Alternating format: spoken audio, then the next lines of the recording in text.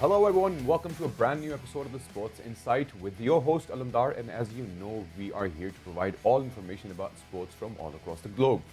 But anyways, the thing is, if you want to reach out to us, you can reach us on our social media handles, which include at the rate of Indus News Sports. But anyways, we'll move on to the headlines to begin the show. An Australian Open forced to switch quarantine hotels for players. That's a very interesting developing story we'll be talking about.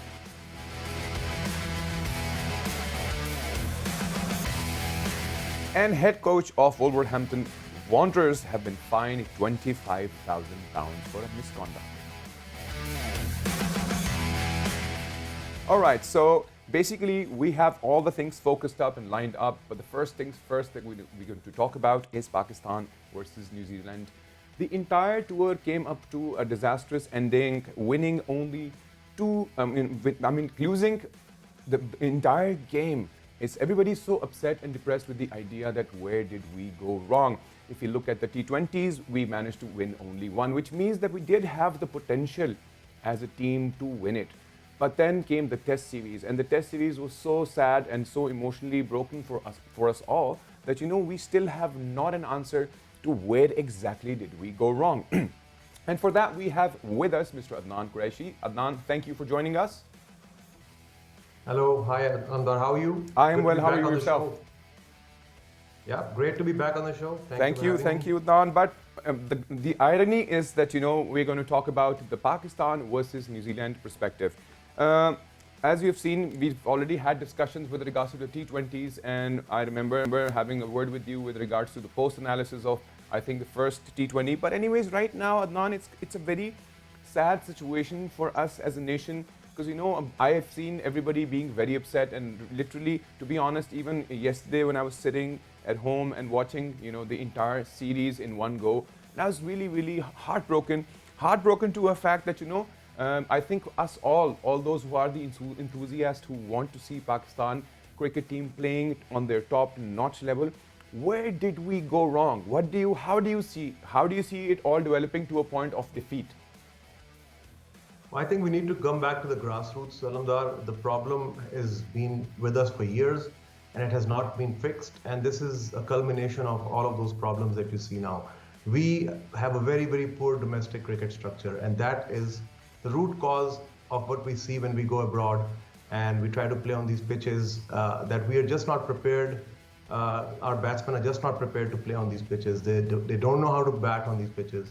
And the collapse in the second inning was imminent because we have such dead wickets. The domestic structure is so poor. Yeah. These cricketers, they go abroad. They are, they're at sea as to what to do. They don't know how to play the short ball at all. And Test cricket, you have to know how to play, Right. short pitch bowling. But Adnan, I still think this is not the first time that Pakistan is facing this challenge. This is absolutely not the first time. We've been into the cricket side for a while now. We've been having changes of coaches, we've been having changes of management. There's a lot of changes that come and go. But the point is, we all know this. We all know for a fact that we have issues with regards to playing in such wickets. It's very technically hard for the team.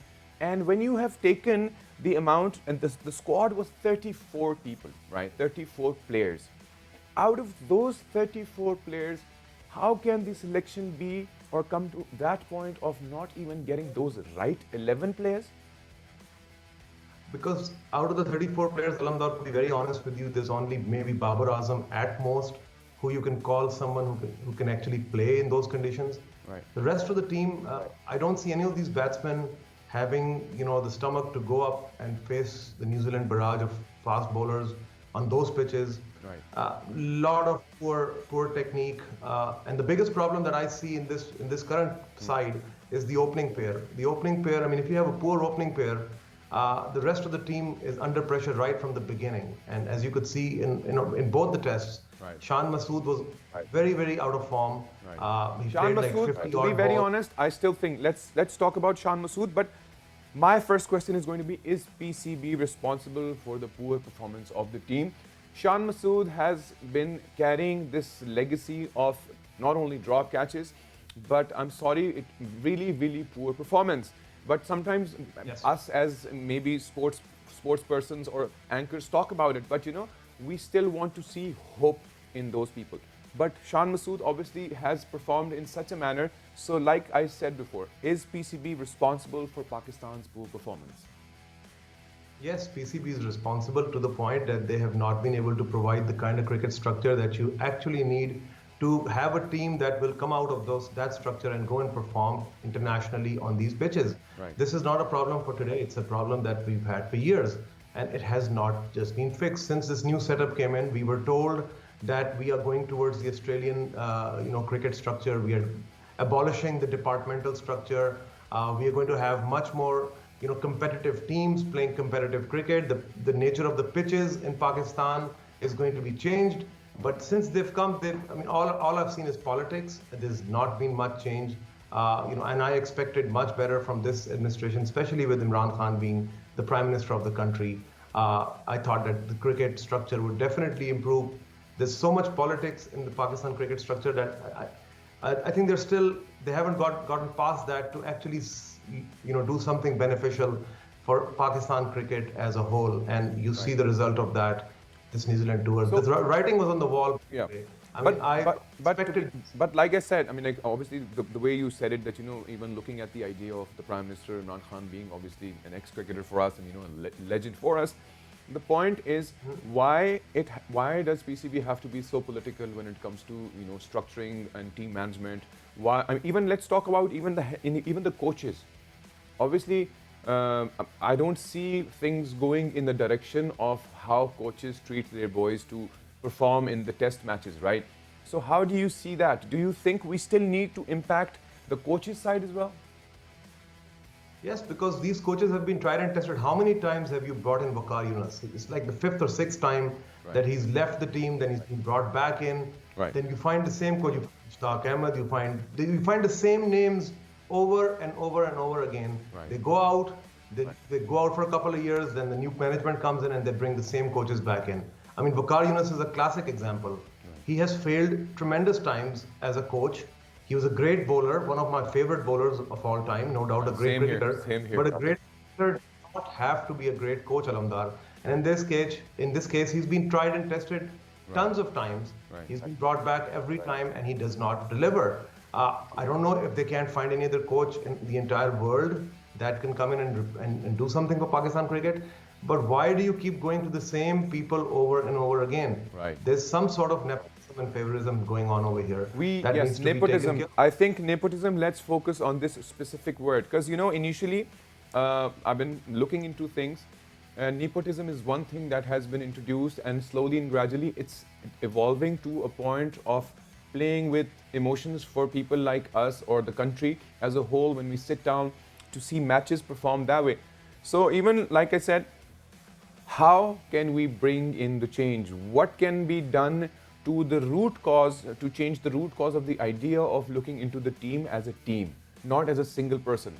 How can we do that?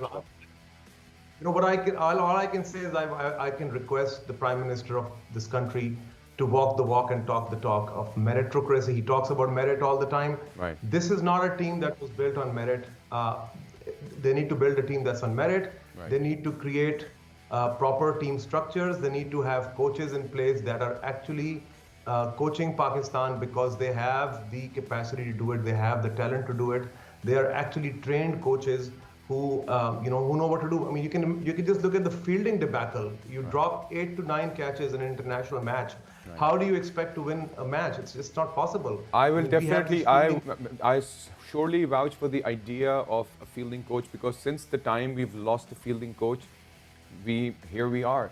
We missed like 9 catches. 9 catches is a big number. Missed fieldings, besides missed fieldings and the no balls, 9 catches with matches. That's something that has been taught to us since we started playing cricket, right? I'm saying you can't expect to win a test match when you're dropping slip catches consistently. You destroy the morale of the bowlers. Right. A fast bowler steaming in, gets a snick, gets an edge, you drop him. You drop the batsman goes on to score a century. That just destroys the morale of the fast bowling team. You really can't do much after that. You're dropping catches like it's nothing. Yeah, to be honest, I'll be very honest. If I look into the idea of even when you talk about catches like these, even if we go into clubs that actually play, trust me, they are like much better in fielding in terms of fielding and not missing catches. It's like a genuine thing for any cricketer to have. But anyways, you're absolutely right. And how will we make changes into this is something that we'll definitely be looking forward into it. What we'll do is we will take a quick break, and once we take the break, we will come back, Adnan, and then definitely have a word with you with regards to furthermore that can be truly done to make a better Pakistan cricket team. See you guys after the break.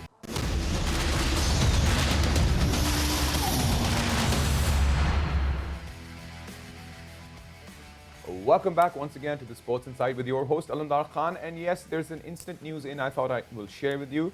So England women team are touring Pakistan. That's the plan for now. Heather Knight's team will be playing two T20s and 3 ODIs in October. So we're looking forward for that. And if they come, that would be an amazing news. And we definitely want to be great hosts for them. Anyways, coming back to the story and the talks that we're currently doing, obviously it's a very tricky situation with regards to how our team actually performed in New Zealand. But anyways, so yes, Adnan, we were talking about the whole idea. But before that, we can switch over to Australia versus India's third test, which is underway. Obviously, they're tied 1-1. If you remember, recently there was an episode with the Australian government asking the Indian team members to stay in quarantine. And obviously, there was a big misconception, and they were upset about it. They said that they did not want to. Obviously, they broke some breaches in the protocols, so that actually led the government to ask them to stay in quarantine. But then, if they play, for instance, now if we currently see it's like 166 for 2, right? And that's Australia's batting. But the point is, they can't. I mean, like, India cannot put that blame on themselves that we'll stop playing or we'll play lethargically while thinking that we were in quarantine. Because sometimes when you look back into Pakistan's performance, one of the excuses that comes to us is being in quarantine. What do you think about that? I don't think quarantine is really an excuse. It's something you have to do. Australia and New Zealand are very, very strict about their quarantine policy. Right. It is something you knew before you entered New Zealand or you entered Australia.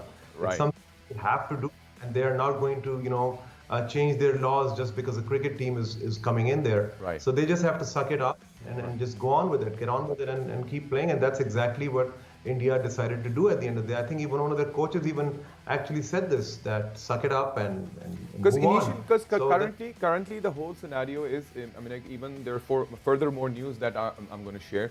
Because of the COVID times and COVID situation all across the world, things have changed.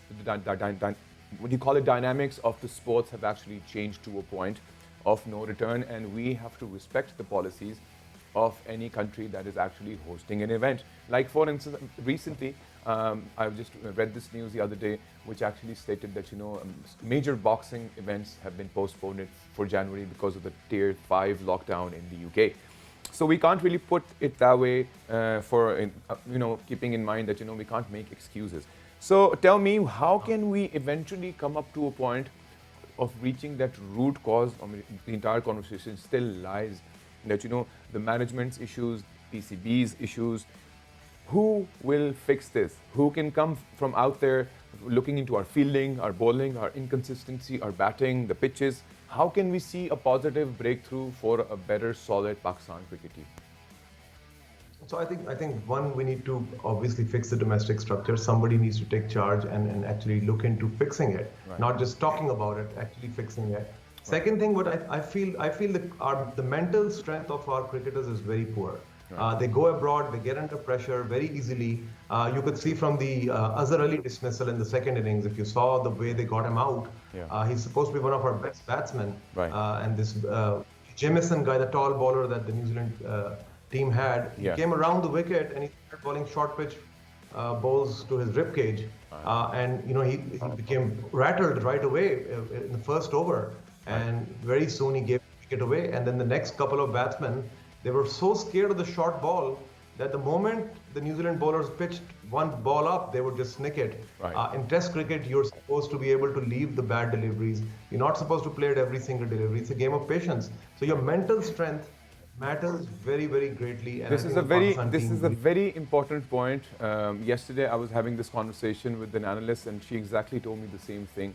Not only that, I also quoted that Mushtaq Ahmed and Inzamam ul Haq also said that, now because of this quarantine situation around the world, we need to have and focus on the mental health.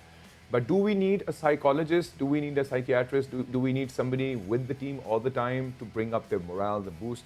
Not only that, we also need a proper fielding coach, right?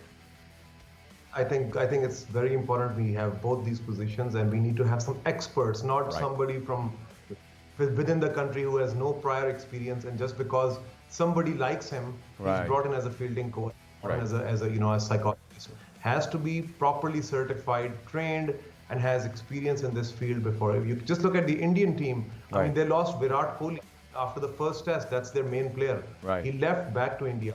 India comes back in the second test with a completely new captain and wins the test. After Absolutely. being out for 36 in the first innings in the first test, Right. I mean, that team bounced back and beat Australia in Australia, and now is looking at a 1-1, they can actually win the series. Right. So, I mean, that's called mental strength, and they are, our neighbors. It's not like India is in some other, part of the world. They're in the same part of the world as us. They have the same dynamics as us. Right. They, everything is very similar to what Pakistan has. Right. So why is India so much stronger than Pakistan?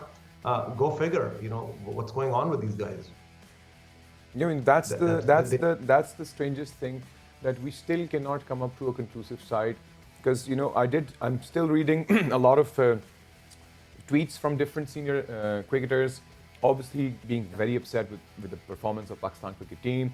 I understand the pressure on them, but the point is, for instance, if we talk about initial matches, which were the 3 T20s, they initially lost 2, right? And the last one we managed to win, which surely means that our team does have a potential of being cricketers, proper solid team, right? But yet again, in the test performance, it came up to a point of no return, and it was literally heartbreaking. So, but then again, we still have no solid word from PCB's perspective, or if there are going to be any changes in the management or not. So when will this entire nepotism structure break?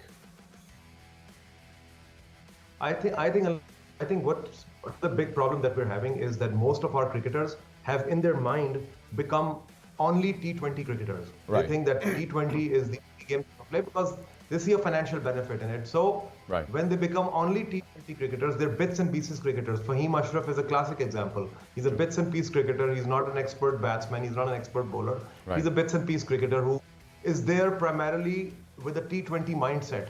True. Most of the Pakistan team is with the T20 mindset. So yes, you can stay competitive in a T20 match like you did in the third match, and you can win a couple of games in T20s, yes.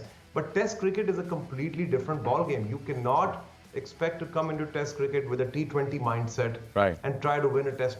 It's just not possible. So a bits and pieces team like we had in the second Test, where Fahim Ashraf is coming into bat at number 7. Right. It's just going to work. You need 5 expert batsmen like India has. Right. I mean, look at Kohli, look at Rane, look at Mayank Agarwal. I mean, that team is just loaded with talented batsmen, proper batsmen. Absolutely, You cannot absolutely. send in all-rounders into a Test match who have a T20 mindset Right. and who are going to go and try and win a Test match for you. It's just not going to happen. So that really, really needs to change. The mindset needs to change. The if mindset, you're absolutely. And as we see, as you said, we need to at least have a solid stance over our batting lineups. We can't have people falling off like 50 for 5. We just can't afford that, and specifically when it comes to Test. So, like we talked about Shan, it has been so much, when it comes to, all right, I understand the pressure, the everything, the entire idea, but then coming into the fielding side and not even, missing out on those catches. Yeah. But anyways, I hope that, there is some situation I just- created for them. I think, Alamdar, lastly, I mean, the Pakistan team, the players that are playing, they need to start thinking of playing for the country and not Right. for their personal, feelings. They need to understand that cricket is a team game. It's Right. not a personal game. It's not personal records. Right. I sometimes feel that most of these players are so insecure about their place within the side because of various, factors, various favorism going on behind the scenes.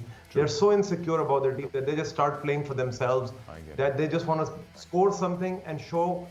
The case of Fawad Alam is a classic example. Right. He's been out of the team for years. He finally comes into a match. He's so worried now. Right. He scores 100, and then the next innings he gets out because he's so insecure about his place in the team. He doesn't know whether he will play the next match, or even not. if he scores a century. I absolutely agree, Because he's Adnan, and I hope and I pray. Thank you once again for joining us. I hope and I pray that we finally come up to a conclusive side of all the issues with regards to Pakistan cricket team, and hope we end up having that exact type of management that we need, whether it's fielding, bowling, facing.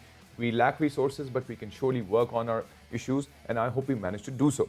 Anyways, as COVID situation breaks in, let's go to the next news, which is Australian Open forced to switch quarantine hotels for players. So the situation grew like this, that most of the residents that actually were hosting in the hotel, there were a few residents that were living. So they decided to, ask the government that, we can't give our hotel for the people or for, all the foreign players that would actually come and, play the upcoming Grand Slam 2021. So eventually there's a big thing going, and obviously it's postponed it to February 8th, hopefully.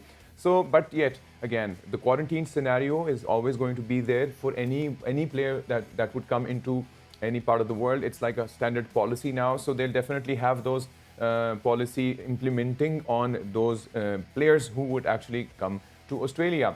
But anyways, because of the largely situation growing of coronavirus, these rules have to be implied for the betterment not only of the country itself, but for the players as well.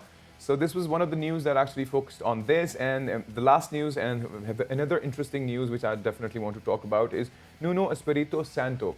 Yes, we'll switch to that. Nuno Espirito Santo was given £25,000 fine, which was basically over a misconduct, which was a breach of an FA Rule E3, which obviously defeated into Bernie in December. But anyways, the whole idea is when he was actually given this, he initially had this argument with the referee, which kind of brought him down to a point.